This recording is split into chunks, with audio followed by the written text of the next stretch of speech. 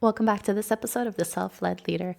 Today, I'm going to be talking about the 3 simple things I love to teach my clients that make the biggest difference in how they communicate and how confident they feel speaking to others. So without further ado, let's get right into things today. When you're showing up in your business, when you're talking to other people, they are making assumptions about you, your authority, your credibility, and your expertise based on their first impression of you, including based on their first impression of how you sound. That's why there's so much interest and impact in understanding how to speak with more confidence, because it makes a difference. Now, imagine you are in a meeting and you meet a new coworker for the first time, and they show up and they use a ton of filler words. They speak very quietly. They ramble, maybe they talk in circles, or maybe they're so incredibly quiet that there's maybe stuttering, repeating their words, saying ums and ahs constantly. Number one, you would find it incredibly hard to believe that they're credible, good at their job, or that you can establish some sort of relationship with them that would be positive, right? Like, yes, maybe you are someone who's like, Christina, I don't believe that. I'm a kind-hearted person. I give people the benefit of the doubt. Yes, so do I. But also, we continue to make stereotypes and assumptions about people. And the first impression that they make, including in how they sound, influences us in how we think we should approach the relationship. It influences the type of relationship we think we can have with this person, and vice versa. So when you are showing up in a meeting, on a call with a brand new client, the way that you show up gives them an immediate impression, an immediate assessment of what they think about you, of how they think the relationship will go, of how they think your expertise will be on this project, on this thing that you're working on together, on how they feel they can communicate with you based on the quality of the communication they already see in you, or the communication quality that you're presenting to them in those first few minutes in that first session. And so, like, by now, everyone's so familiar with the idea, the cliche of first impressions matter. But I really want you to understand that your communication first impression matters just as much. And so it's incredibly important to put your best foot forward, if you will, and to speak with clarity, to speak with credibility, and to speak with confidence when you are speaking with others. And so, let me introduce you to the 3 things I love to teach my clients that honestly give you the biggest bang for your buck. These are 3 little micro habits that I want you to work on, that I want you to practice, that will make the biggest difference in how you show up. And they're honestly the most minor tweaks that you can make. So the 3 things are your pace, your volume, and your tone. And the combination of these 3 things completely transforms the way that you communicate with others. So let me break it down for you. Your pace is the speed at which you talk. Now, most people are familiar with this concept. They have a general understanding of how fast or how slow they talk in general. And if you're self-aware, and if you tend to sort of track your habits and understand your triggers, you know that in certain cases when you are perhaps a bit nervous, a bit more on edge, you likely speak faster. Maybe when you're tired, when you've zoned out in a meeting, when you're trying to be calm and composed, maybe you're intentionally speaking a lot slower. Now, the first part to understand is really, where are you on the sliding scale of being slow to being fast? Understand this to get a sense of how you speak in general. Now, the cherry on top, if you will, is not only understanding what your pace tends to be, but understanding how much variety you have in your pace. Because it's one thing to say, I understand, I always speak slowly, and I'm really watching my words and being careful and cautious and articulating things very clearly. But if you're speaking at a snail's pace consistently, you become monotone. Now, on the other end of the spectrum, if you're constantly speaking at a very quick pace, it's very effective at the beginning when you're trying to articulate something and to come across as more confident. But when you continue to speak at a fast pace and you don't take any breaks and there is no variation in your pace, then it becomes very difficult for people to process what you're saying, because it is monotone as well, but on the other side of the scale. So hopefully that demonstration helps you understand that it's not just about what your pace is. It's about understanding what your pace is so you can add variety to it intentionally. so that the things that you're excited about, the things that you're passionate about, the things that you want to emphasize have more speed to them. And by the same token, the things that you really want to highlight, you can emphasize slowly and let it simmer, right?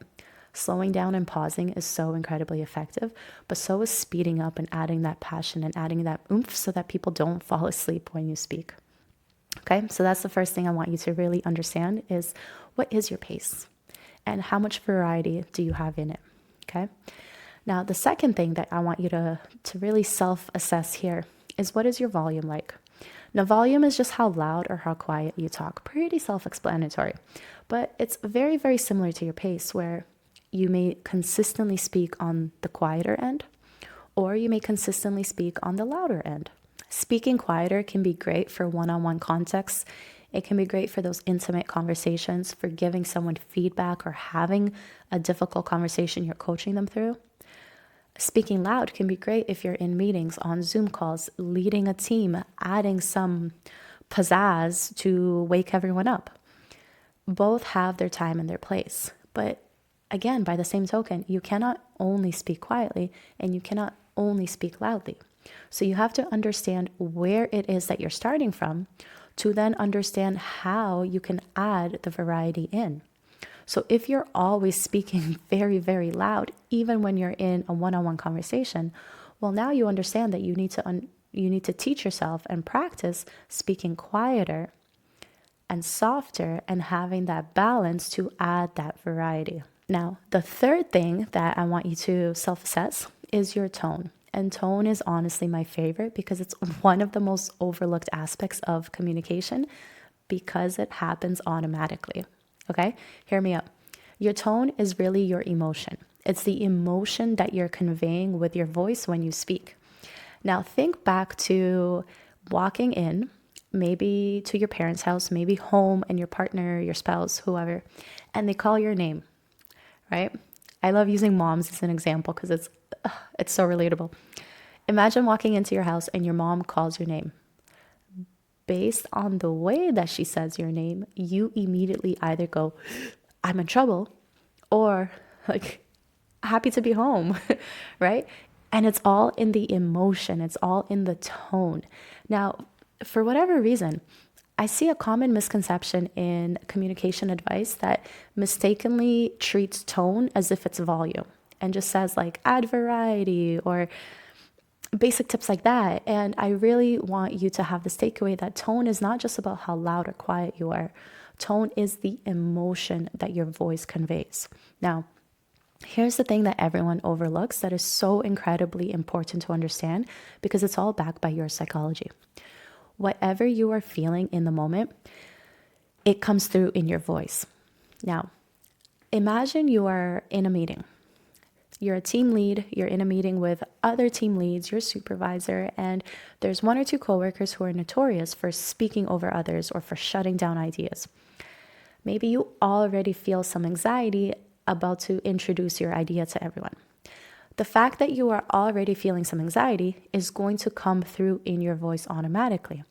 That's why if you look into any sort of public speaking advice or communication advice, one of the most common concerns is how do I overcome my nerves? Because when I'm nervous, my voice starts shaking or my voice quivers because your voice, like your emotions, there's literally a physiological connection. There's a psychological connection as well between what you're feeling physically, what you're feeling emotionally, and what is coming through in the way that you talk. That's why if you're frustrated, if you're angry, and you're talking about something unrelated to that frustration, you're still going to have some of that frustration in your voice. Now, if you're a parent, you'll understand this. Maybe your kids have been misbehaving. Maybe your kids have been being kids and not listening. And now you need to tell them to do something else. And you're just like, you're just yelling. You're just grouchy. You're just strict. It comes through automatically. Okay. And so the majority of people that I talk to really overlook this point at the beginning. And that's why it's one of my favorite things to talk about with my clients because it makes the biggest difference. Because number one, all of a sudden you understand how I'm feeling is directly impacting the way that I sound and the way that others are reacting to how I sound. Because again, go back to the example of your mom. The way that you say something, as soon as you start talking, the emotion that's coming through your voice, other people are picking up on it. And so if you're speaking with a client and you're suggesting a new idea, but you're frustrated because they shut down your previous 5 ideas, and so you've worked yourself up and you think they're going to shut down this one too, the way that you introduce it with that frustration is going to come through in your voice, and they're going to feel it from you, even if it's the best idea you've ever come up with. And so first, you really need to understand your emotions completely and directly impact your voice and your voice dynamics and how you sound.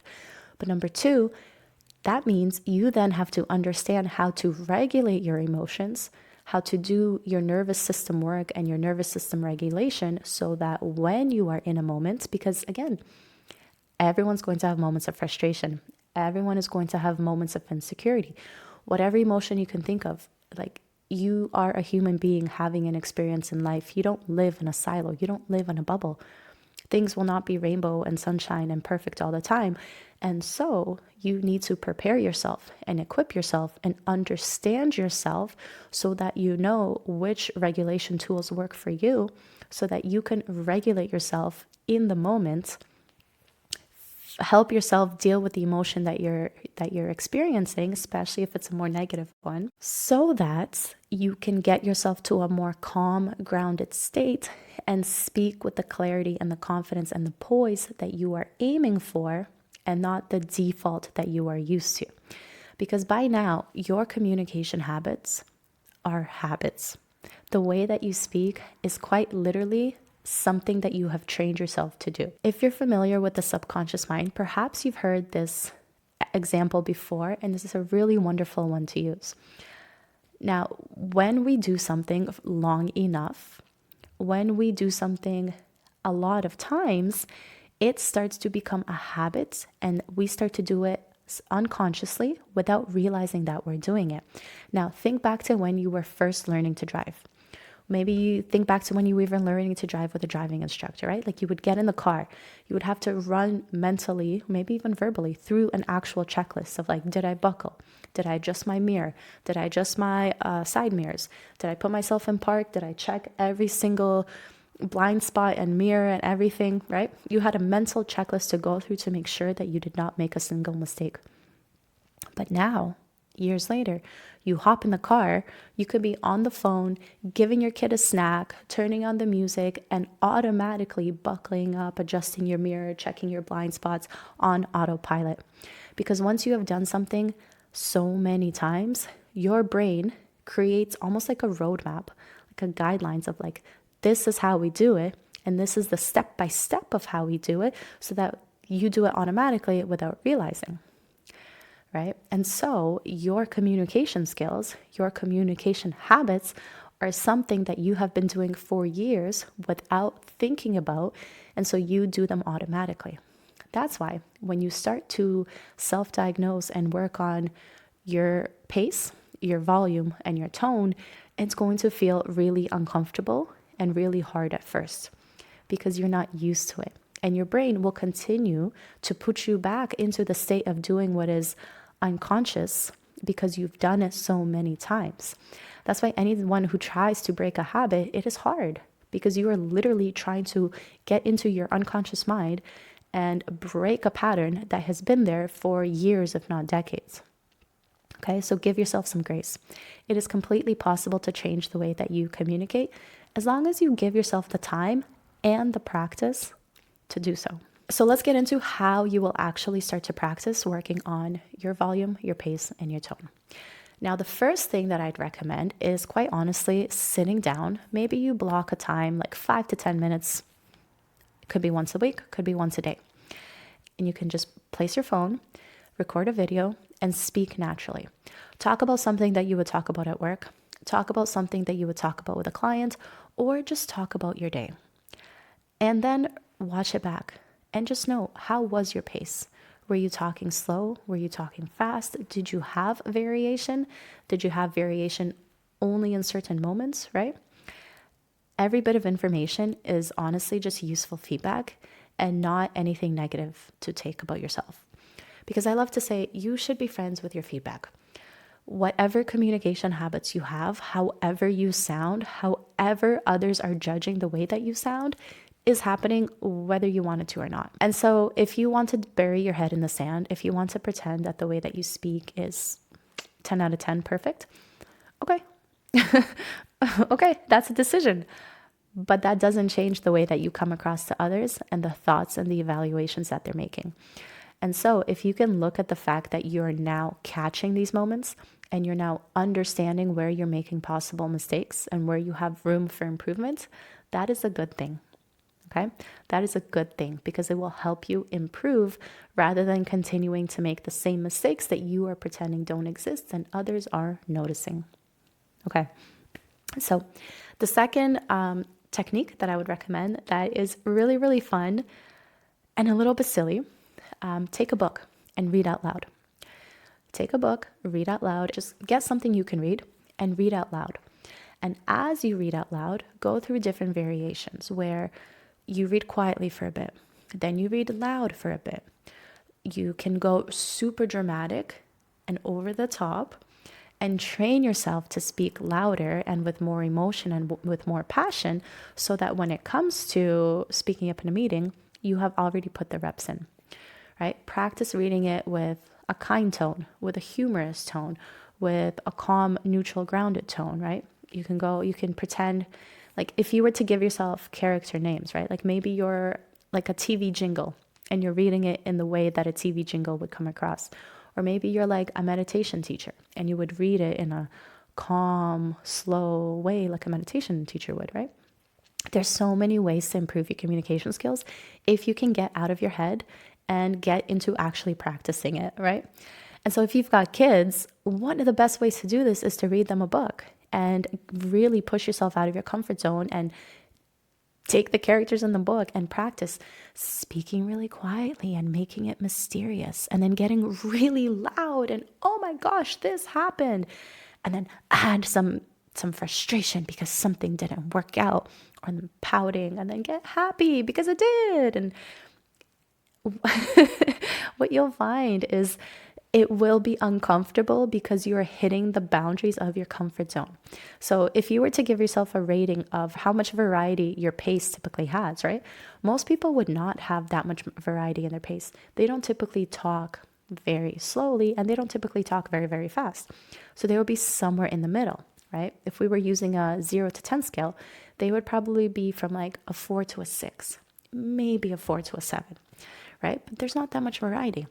If you were talking about your volume and rating it on a 0 to 10 scale, same thing. Most people are at like a 4 to 6 or a 5 to 8. And then if you think about your tone, most people go through the same types of emotions every single day. And so when you're finding a way to train yourself and to put in the practice reps to change that, it's going to be uncomfortable and it's going to feel weird because you've never given yourself the permission to do so. And again, going back to your unconscious patterns, the fact that you've done something so many times, it's become a pathway in your brain that follows automatically. Going out of that path, stepping off of that path and in a new direction will be a little bit uncomfortable. And so find safe ways, fun ways, creative ways, like reading a kid's bedtime story and really getting into character to break out of your comfort zone. Because if you can stick to something like reading the book in a safe space, like at home where there's no one around you, and you can practice including your range from like 0 to 10, or maybe even 2 to 9, well, now you have so much more range that you understand how to use for yourself so that when you're in a meeting, all of a sudden, instead of going from a 4 to a 6, going from a 3 to a 7 is easier because you've practiced going from a 2 to an 8. Now, the fact that you can practice going really, really quiet doesn't mean you ever will in a client call, but it means you understand the skill of quieting your voice down to emphasize something when you need to, or using a softer tone and slowing down when you're having perhaps a difficult conversation or holding space through some difficult feedback for someone else.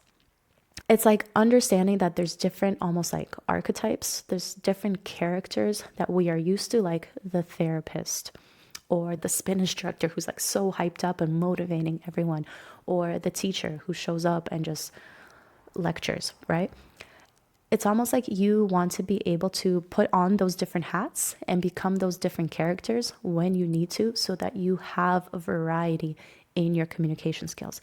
You have variety in the tools that you're able to use. And that, my friend, is how you become a much better communicator, through 3 simple things like working on your pace, volume, and tone. Okay?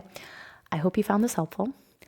If you stick to it, I promise you it is incredibly helpful and will change the way that you sound and the way that you feel speaking. Because again, the biggest takeaway I want you to have here is, it's one thing to understand your mindset. It's one thing to understand your habits. And it's one thing to understand your comfort zone and the boundaries of where your habits end. But to get to the next level, to speak with clarity, with confidence, with poise, to be charismatic when you speak, you need to expand your comfort zone. You need to expand the range of skills that you have. You need to expand what you're comfortable doing with your voice and how you're comfortable sounding in front of others, because that is the impression that you're making. Okay? Last thing I want to leave you with. When we think about communication, when we think about people, when we think about the average person, right? I won't even get into the statistics of this, but the majority of people fall in the range of being average, right? That's just how it works. And so if you can work on even tweaking your communication skills a little, so again, thinking of that 0 to 10 scale, if everyone is in the range of 4 to 6 roughly, and you are able to go from a 3 to a 7, you already begin to stand out because you have more skill than the average person. And when you think about who you would deem as confident, who you would deem as charismatic, who you would deem as being a top communicator, think about it. It's not the fact that always their skills are that much better than yours, or that their ideas are that much better than yours. It's the fact that they give themselves permission to play with more range. And so if everyone's at a 4 to a 6, and you're able to take yourself from a 3 to a 7, you've just taken yourself out of average and into the top status, right? You got to keep working to get, if you want to get to like elite, top 1%, all these cliche terms that are thrown out there. But think about it. It doesn't take much to go past average. And as soon as you're past average, that's when you begin to stand out in a positive way as being a great communicator, as being influential, as being charismatic, as being confident. And all of a sudden, people doubt your expertise less. People trust your authority more. People believe the direction that you're guiding them in with the passion and the certainty that you're providing, all because you started by working on your volume, your pace, and your tone, and giving yourself the permission to go outside your comfort zone. That's it, my friend. That's it. So let me know which of this was most helpful. If you want more fun techniques to get out of your comfort zone, comment down below. Let me know as well, and I'll come up with some more fun ones for you. And go ahead, pick a book, read it out loud, and let me know how it goes. I'll see you in the next episode. Take care. Bye.